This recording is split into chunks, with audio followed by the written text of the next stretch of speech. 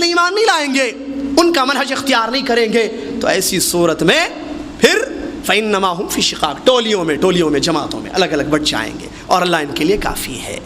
آیت سے صاف پتہ چلا اللہ تبارک و تعالیٰ نے ہدایت کے لیے اس بات کو بیان کیا ہے کہ ہم صحابہ کے مثل، صحابہ کے طریقے سے ایمان لائیں، چاہے عقیدے سے تعلق رکھنے والی چیزیں ہو یا اعمال، پورے دین پر ویسے عمل کرے، کتاب و سنت پر، مرجعین مصدرین پر، اور مصدرین کو ویسے سمجھے، کتاب و سنت کو ویسے سمجھے جیسے صحابہ کرام کی جماعت نے سمجھا ہے۔ دوسری آیت اس موضوع پر دلیل، اللہ تبارک و تعالیٰ ارشاد فرماتا ہے وَمَن يُشَاقِقِ الرَّسُولِ مِن بَعْدِ مَا تَبَيَّنَ لَهُ الْهُدَى، ایک وَيَتَّبِعْ غَيْرَ سَبِيلِ الْمُؤْمِنِينَ، دو نُوَلِّهِ مَا تَوَلَّى وَنُصْلِهِ جَهَنَّمَ وَسَاءَتْ مَصِيرًا۔ اللہ تبارک و تعالیٰ ارشاد فرماتا ہے میرے محترم سامعین، جو رسول صلی اللہ علیہ وسلم کی مخالفت کرے گا، ہدایت کا راستہ کلیئر ہونے کے بعد، بات معلوم ہونے کے بعد، اس کو توجہ سے سنیں، وَمَن يُشَاقِقِ الرَّسُولِ مِن بَعْدِ مَا تَبَيَّنَ لَهُ الْهُدَى، تبین واضح ہو گئی اس پر کہ یہ رسول کا راستہ ہے، نبی علیہ السلام کا یہ طریقہ ہے، اس پر واضح ہو گئی، تبینہ کہا اللہ نے، اور واضح کروانا پڑتا ہے، واضح کروانا پڑتا ہے۔ وہ سمجھ رہا ہے کہ وہ راستے پر ہے، وہ سمجھ رہا ہے کہ نبی صلی اللہ علیہ وسلم کے طریقے پر وہ عمل کر رہا ہے، اس کو سمجھانا ہوگا، اس کو مسجد سے نکالنا نہیں ہے، اور اس کو اتنا گھورنا نہیں ہے کہ دوبارہ آنے کی ہمت نہ کرے مسجد میں، اس کو بتانا ہے کہ یہ جو طریقہ آپ اپنائے ہوئے میرے بھائی، یہ ہمارے نبی صلی اللہ علیہ وسلم کا طریقہ نہیں ہے، یہ جو تم عبادت کر رہے ہو یہ نبی علیہ السلام کی عبادت نہیں ہے، اس پر واضح کریں، اس کو واضح ہو۔ اللہ فرماتا ہے وَمَن يُشَاقِقِ الرَّسُولِ مِن بَعْدِ مَا تَبَيَّنَ لَهُ الْهُدَى، ہدایت کا راستہ واضح ہو گیا، اس کے بعد انسان مسلمان اگر رسول کی مخالفت کرتا ہے صلی اللہ علیہ وسلم، ایک مخالفت، وَيَتَّبِعْ غَيْرَ سَبِيلِ الْمُؤْمِنِينَ، آگے اللہ فرماتا ہے اور مومنوں کے راستے کو چھوڑتا ہے۔ کون ہے مومنین سے یہاں مراد؟ صحابہ، جیسا کہ تفسیر ابن کثیر میں حافظ ابن کثیر نے لکھا ہے اس بات کو، اور واضح ہے آیت، وَيَتَّبِعْ غَيْرَ سَبِيلِ الْمُؤْمِنِينَ، سبیل المؤمنین، سبیل راستہ، منہج، صحابہ کا منہج چھوڑتا ہے، رسول کی مخالفت کرتا ہے، ایک نمبر دو صحابہ کا منہج چھوڑتا ہے، تو ظاہر بات ہے جس نے صحابہ کا منہج چھوڑا، جس نے صحابہ کا راستہ چھوڑا کتاب و سنت کو سمجھنے کے لیے، تو کیا وہ کوئی دوسرا راستہ نہیں اپنائے گا؟ اپنائے گا نا، اپنائے گا۔ اللہ کیا کہتا ہے آگے؟ نُوَلِّهِ مَا تَوَلَّى، وہ جس راستے پر جا رہا ہے، صحابہ کا راستہ چھوڑ کر جس کا حکم دیا گیا ہے، تو ہم اللہ کہتا ہے اسی راستے پر لگا دیں گے اس کو۔ اللہ اکبر، نُوَلِّهِ مَا تَوَلَّى، جو منہج اس نے اختیار کیا ہے، جو فہم اس نے لیا ہے کتاب و سنت کو سمجھنے کے لیے، ہم اسی پر اس کو لگا دیں گے۔ وَنُصْلِهِ جَهَنَّمَ، اور آخر میں جہنم میں اس کو داخل کر دیں گے، وَسَاءَتْ مَصِيرًا، اور جہنم بہت برا ٹھکانہ ہے۔ معلوم ہوا اس آیت کریمہ سے منہج کو چھوڑنا، صحابہ کے طریقے کو چھوڑنا، کتاب و سنت کو سمجھنے کے لیے مثالیں آگے آ رہی ہیں تاکہ بات اور اچھی طریقے سے سمجھ میں آ رہی ہیں مثالیں۔ اگر کوئی نبی علیہ السلام کے اصحاب کرام جن کو نبی علیہ السلام نے تیار کیا اور جن کو نبی کی صحبت کے لیے اللہ نے اختیار کیا، ان کا فہم چھوڑے گا مسلمان، اور ان کا منہج چھوڑے گا کتاب و سنت کے سمجھنے میں، اور کوئی اور راستہ اپنائے گا، اللہ اسی پر لگا دے گا یہاں تک کہ مر جائے گا، جہنم کی آگ میں چلا جائے گا۔ یہ وعید ہے ان لوگوں کے لیے جو قرآن و حدیث کو صحابہ کے جیسے نہیں سمجھتے ہیں۔ تیسری آیت برادران اسلام، اللہ تبارک و تعالی ارشاد فرماتا ہے والسابقون الاولون من المہاجرین والانصار والذین تبعوهم بإحسان رضی اللہ عنہم ورضوا عنہ وعد لهم جنات الى آخر الآیہ۔ اللہ تبارک و تعالی اس تیسری آیت کریمہ میں ارشاد فرماتا ہے پہلے ایمان والے لوگ، آگے بڑھنے والے ایمان میں، مہاجرین میں سے، انصار میں سے، اور وہ لوگ جنہوں نے ان کی اچھے طریقے سے پیروی کی، فالو کیا،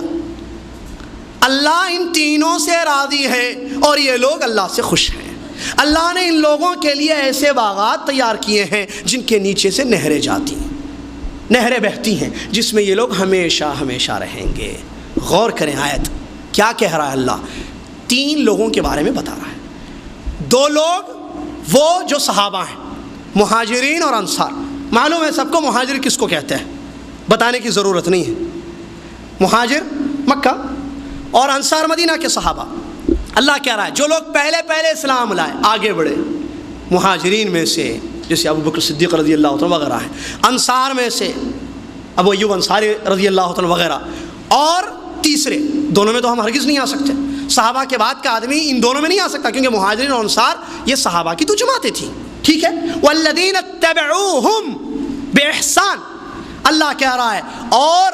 ان کی پیروی ان کے بعد جنہوں نے اچھے طریقے سے کی، ان کی پیروی مہاجرین اور انصار کی، یعنی صحابہ کے طریقے سے رہے وہ، قرآن کی آیتوں سے دلیل لینے کے لیے، تفسیر میں یا احادیث کا مفہوم سمجھنے میں کیوں نہ ہو، دین پر عمل کرنے میں، اعتقاد میں، عمل میں، ہر چیز میں ان لوگوں نے ان صحابہ اکرام کی پیروی کی، ٹھیک ہے۔ تو کیا فائدہ؟ اللہ کی رضا، اللہ ان سے راضی، اللہ ان سے راضی، رضی اللہ عنہ، اللہ ان سے راضی۔ ہم سمجھتے ہیں نا کہ رضی اللہ عنہ خاص ہے صحابی کے لیے، صحابہ کے لیے یہ خاص ہے، لیکن یہ دعا اور اللہ رب العالمین کی رضا، اللہ کی خوشنودی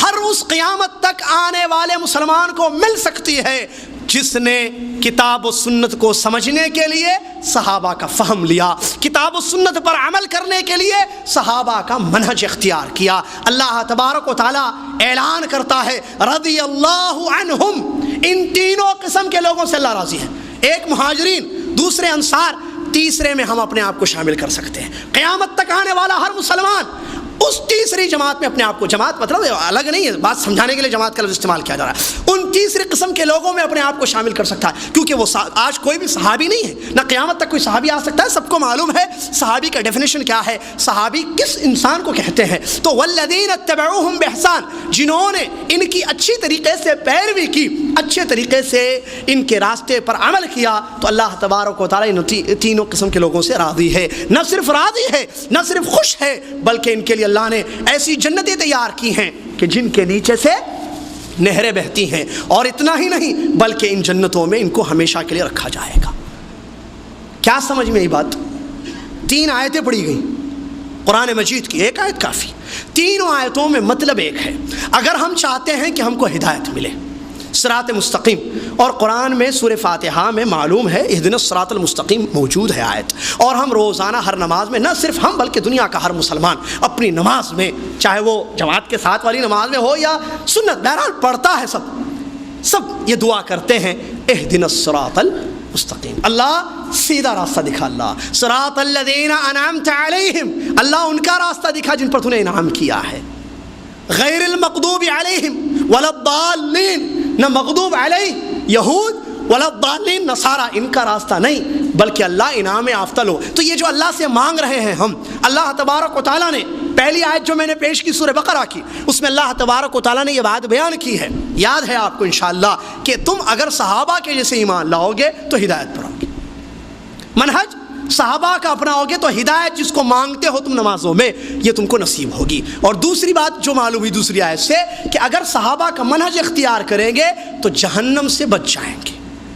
جہنم سے، گمراہی سے، جہنم کو ٹھکانہ بنانے سے اپنے آپ کو دور کر سکیں گے۔ اگر صحابہ کا منہج چھوڑیں گے، کوئی اور منہج اختیار کریں گے، تو ایسی صورت میں پھر جہنم ہمارا ٹھکانہ ہوگی۔ اور تیسری آیت سے جو فائدہ ہم کو ملتا ہے، صحابہ کا منہج اختیار کرنا، صحابہ کے طریقے سے قرآن و حدیث کو سمجھنے کا فائدہ یہ ہوگا، اللہ کی رضا مل جائے گی، اور مرنے کے بعد جنت ملے گی جس میں ہم ہمیشہ رہیں۔ اور اگر اللہ کے نبی محمد صلی اللہ علیہ وسلم کی حدیثیں ہم اٹھائیں تو بہت ساری ایسی حدیثیں ہیں جس میں یہ دلیل ہے کہ صحابہ کے نقش قدم پر چلو، صحابہ کا منہج اختیار کرو۔ میں 2 حدیثیں آپ کے سامنے بطور دلیل پیش کروں تاکہ مسئلہ سمجھ میں آئے۔ اللہ کے نبی محمد صلی اللہ علیہ وسلم کی مشہور حدیث ہے، یہ بھی جانتے ہیں حدیث آپ لوگ انشاءاللہ۔ نبی علیہ الصلوۃ والسلام نے بیان کیا کہ پہلے کی جو قومیں تھیں یہود و نصارہ 72 فرقوں میں بٹ گئیں، میری امت 73 فرقوں میں بٹے گی، یہ مشہور حدیث ہے، بہت زیادہ بیان کی جاتی ہے، تھوڑا سمجھیں گے اس حدیث کو آج۔ اللہ کے نبی محمد صلی اللہ علیہ وسلم نے بیان فرمایا ستفترق امتی علی 73، میری امت 73 فرقوں